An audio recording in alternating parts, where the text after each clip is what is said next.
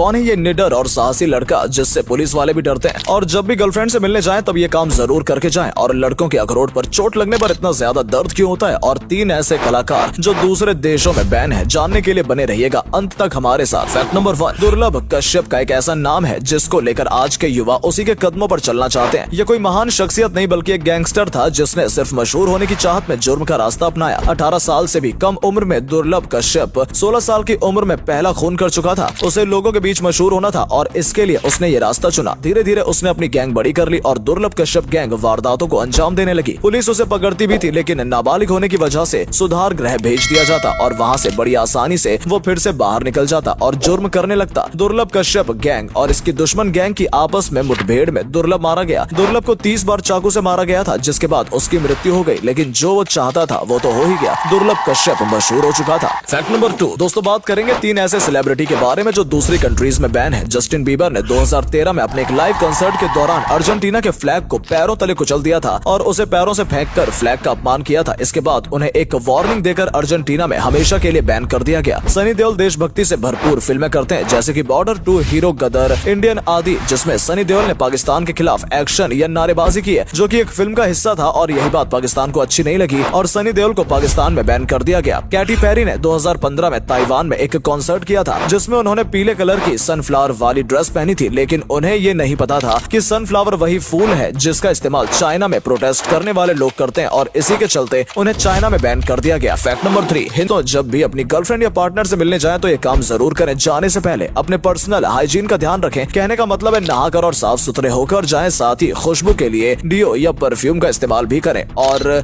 Oral hygiene का भी ध्यान रखें। पान, तंबाकू या गुटखा खाकर ना जाएं, बल्कि ब्रश करके और अपने मुंह को साफ करके जाएं, जिससे किसी तरह की बदबू या गंध आपके मुंह से ना आ रही हो। इसके अलावा भी आप माउथ फ्रेशनर का इस्तेमाल कर सकते हैं, जिससे कि आपके मुंह से भी खुशबू आए। ऐसा करने से आपके पार्टनर न सिर्फ इम्प्रेस होंगे बल्कि आपसे बहुत खुश भी होंगे। फैक्ट नंबर 4, दोस्तों क्या आपने कभी सोचा है कि टेस्टिकल पर चोट लगती है वो इतने दर्दनाक क्यों होती है? असल में जब भी हमारे शरीर पर चोट लगती है तो उस एरिया में जुड़े नसें हमारे दिमाग में दर्द होने का मैसेज भेजती हैं। शरीर के दूसरे हिस्सों पर जब चोट लगती है तो इतना दर्द महसूस नहीं होता, लेकिन सबसे ज्यादा सेंसिटिव हिस्से टेस्टिकल पर चोट लगने से बहुत ज्यादा दर्द का अनुभव होता है, क्योंकि ज्यादातर बॉडी पार्ट्स बोन और मसल से बने होते हैं, जिसकी वजह से चोट के इम्पैक्ट को कम कर दिया जाता है। लेकिन टेस्टिकल के साथ ऐसा नहीं होता। वो ना तो किसी हड्डी से जुड़े होते हैं और ना ही शरीर के किसी और मसल से। टेस्टिकल में लगभग 4000 नसें होती हैं, और इतनी सारी नसें एक साथ जब चोट का मैसेज दिमाग तक भेजती हैं तो बहुत ज्यादा दर्द का अनुभव